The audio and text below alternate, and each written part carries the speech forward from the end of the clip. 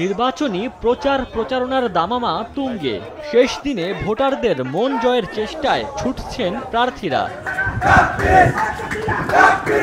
সোমবার সকালে ঢাকার কেরানীগঞ্জ উপজেলার জিঞ্জিরা শাক্তা সহ বিভিন্ন ইউনিয়নের অলিগলিতে বিরতিহীন প্রচারণা চালান চেয়ারম্যান প্রার্থী আলতাফ হোসেন বিপ্লব। এ সময় জনগণের সুখে দুঃখে পাশে থাকার প্রতিশ্রুতি দেন তিনি। আপনাদের ভোটে নির্বাচিত হলে আপনাদের পাশে গিয়ে প্রত্যেকটা গ্রামে গ্রামে প্রত্যেকটা বাড়িতে বাড়িতে আপনাদের গিয়ে আপনাদের সুবিধা অসুবিধার যে কাজগুলো আছে এগুলো আমি নিজের দায়িত্ব নিয়ে আপনাদের করে দেব।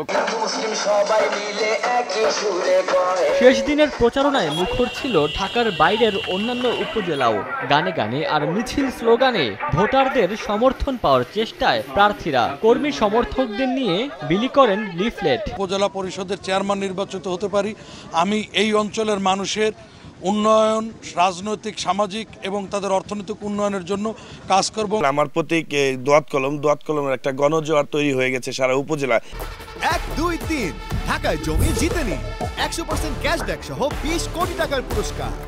তবে আশ্বাস নয়, সন্ত্রাস ও মাদকমুক্ত সমাজ গড়বে এমন প্রার্থীকেই বেছে নিতে চান ভোটাররা।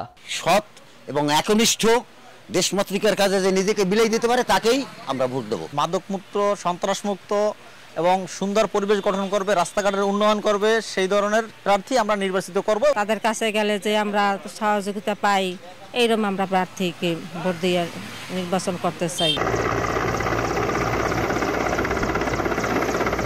এদিকে কেন্দ্রে কেন্দ্রে পাঠানো হয় নির্বাচনী সরঞ্জাম। রাঙামাটির দুর্গম উপজেলা জোড়াছড়ি ও বরকলে হেলিকপ্টারে নেওয়া হয় নির্বাচনী মালামাল। বিশৃঙ্খলার চেষ্টা হলে কঠোর ব্যবস্থার হুঁশিয়ারি রিটার্নিং কর্মকর্তার। পরিবেশ অত্যন্ত সুন্দর রয়েছে, যদি এই সুন্দর পরিবেশটাকে বিনষ্ট করতে চায় তার বিরুদ্ধে যথাযথ কঠোর ব্যবস্থা গ্রহণ করা হবে। বুধবার প্রথম ধাপে 152টি উপজেলায় হবে নির্বাচন। ওমর ফারুক, সময় সংবাদ।